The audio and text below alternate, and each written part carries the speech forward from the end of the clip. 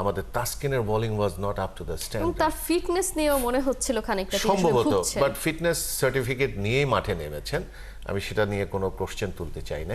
এটা আমরা বাইরের দর্শক হিসেবে যা মনে হয়েছে, এই জায়গাটায় মোস্তাফিজ যদি স্পেশালাইজড বোলার হয়ে থাকে, আমরা মোস্তাফিজকে কেন দেখা গেল না? মোস্তাফিজের যদি আমরা লাস্ট টি20 পারফরমেন্স দেখি, তিনি আইপিএল খেলে এসেছেন এবং তার যে কি পারফরমেন্স আমরা দেখেছিলাম ডেথ ওভারে, তিনি আবার কার্যকর হওয়া শুরু করেছেন এবং প্রথম ম্যাচে আমরা প্রত্যেকে আসলে প্রেডিক্টও করেছিলাম যে তাকে দেখা যাবে নিশ্চিতভাবে, অথচ মোস্তাফিজকে দেখা গেল না। আমি সেটাই বলছিলাম, মোস্তাফিজকে যদি আপনি নিয়ে আসতে পারতেন, আমাদের অনলি প্লেয়ার আমার কাছে মনে হয়েছে the pace bowling is a Shakib.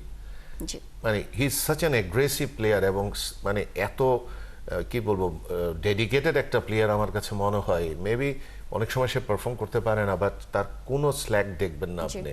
এবং ওই কারণে ওই রকম মেন্টালিটির অ্যাগ্রেসিভ প্লেয়ার যদি আমরা না তৈরি করতে পারি এবং অ্যাটিচিউডটা যদি তৈরি করাতে না পারি, আমরা হয়তো এরকমভাবেই ভুগতে থাকবো। সেই জায়গাটা থেকে বলবো, আমাদের যদি আজকে আপনাকে খেলায় জিততে হয় বা একটা ভালো রেজাল্ট করতে হয়, ভালো রেজাল্ট না, there is no question for ভালো রেজাল্ট, আমাদেরকে যদি জিততে হয় আমাদের প্লেয়ার্স বেশ কিছুটা চেঞ্জ আনতে হবে। নাইম শেখকে বহুত দিন পরে আপনি খেলায় ফেরত এনেছেন, বাট ওনার ব্যাটিং দেখে আমার মনে হচ্ছিল he was not finding any line length stepping, কিছুই পাচ্ছিলেন না। উনি হয়তো 32 রান করেছেন 29 বলে, but that is not run. উনি যেইখানে নেমেছেন ওইখান থেকে 32 বল খেলার পরে ওনার 50 হওয়া উচিত ছিল, সেটাও উনি করতে পারেন নাই এবং উনি অনেক বল ডট খেলেছেন।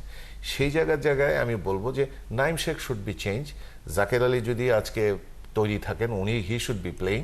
Zaker is another aggressive player, খেলা হয়তো বা ততটা দেখতে অতটা ভালো লাগে না ওনার, but he is a very effective aggressive player. আমার মনে হচ্ছে তাসকিনের জায়গায় আমাদের মোস্তাফিজকে আনা দরকার।